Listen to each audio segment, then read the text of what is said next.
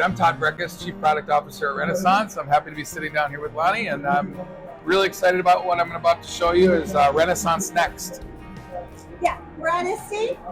Good time for demos. So show me what's happening. You bet. So Rennaisance has been building a strategy around a collection of best-of-breed products from the industry. Mayan, Freckle, Accelerated Reader, Star, Nearpod, Vocabulary, and all kinds of great products that we've acquired in the last 6 years. Okay. These products have been individual products with their own logins, with their own strategies, but we're now starting to weave them together into a unified experience.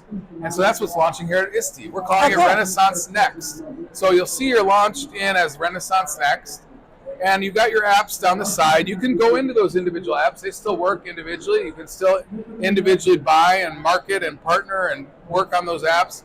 But when those apps are working together, we've created an experience layer. And that experience layer gives the teacher, say in reading and math, and let's say you're in third grade here, you can find students that need a helping hand. You can instantly see your students. You can see all these different products have fed data to the front page of the system. Nice. And I can see, wow, Isha has been working on these 3 skills of adaptive practice and geography in 2 products.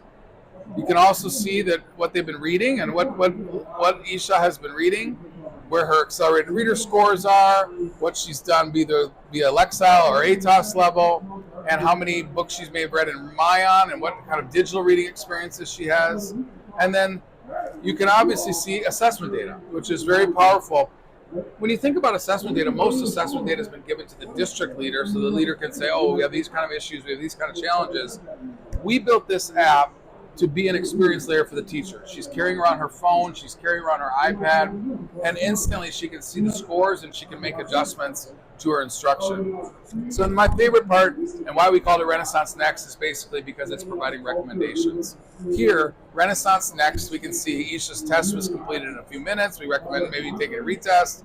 Here's some practice skills that she might want to work on, and here's some lessons right in Nearpod. So this topic, identifying nouns in context and their function, we can easily pull up instantly a Nearpod lesson right on that topic, right from her standards and skills. And there's that lesson that she can understand how to use nouns in context from this lesson in Nearpod. So the power... Okay, so I'm going to just pause you right there. Yeah. So I'm equating this to sort of like the old-fashioned game Chutes and Ladders. Yeah, okay. Okay? Okay. It was a game where you're moving on the board. Yep. You had the individual And all of a student. sudden you slid down the ladder. Moving on the board, and you either like won big and you got to shoot ahead and climb the ladder. That's right.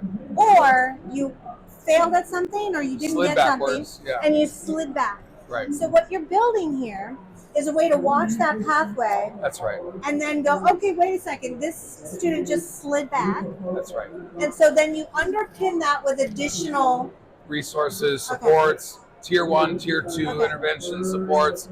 And so same thing in Freckle. They can jump right into the Freckle activity and they can pre-assign a lesson that might be right on the nouns and context, and then preview some of those assessment questions and just continue to drive a personalized practice for the student. Okay. So the power of this is, one, teachers are now having resource data come to one central location. Right. They're getting the recommendations, and they don't have to spend the time correlating or organizing all of these resources and lessons in separate planning time and instruction time. This is ready for them to use right away. In addition, the teacher can take a skill or a standard, take that skill or standard and regroup those students based on the actual data. So let's say using sequence words to describe order of events. Well, here's 3 different groups, kids that are ready for a challenge. Sometimes we forget about these kids in this world of intervention. Actually, most of the time, yeah. Yeah, but this is this opportunity. Get forgotten all the time. Let's get kids ready for more of a challenge. Yeah. Let's get the kids that are stuck, or maybe the kids that are just getting started. Notice the plain language we use. Yes. We didn't bring in all of our great psychometric language from our assessment products. Thank you. We said teachers need it simple, need it easy. Yes. I just want to act and I want to do it because in her job, she knows that if they're stuck, I can give this lesson to that small group and instantly help support that student. Okay, so big question for you, Todd. Framework here, they have a big framework, and you're doing some automatic recommendations. That's right.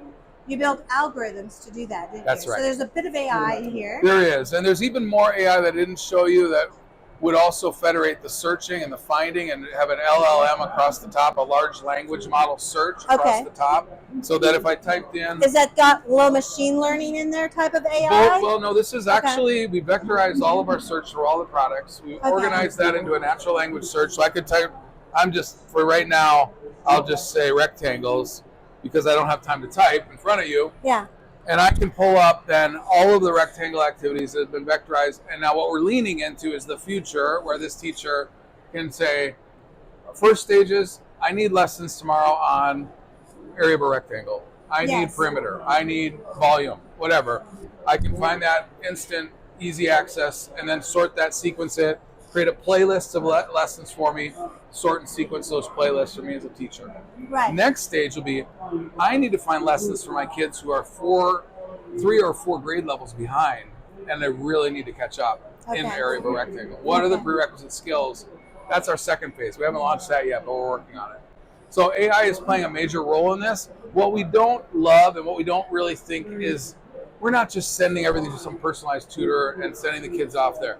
We're trying to put the AI tool in the hands of the teacher.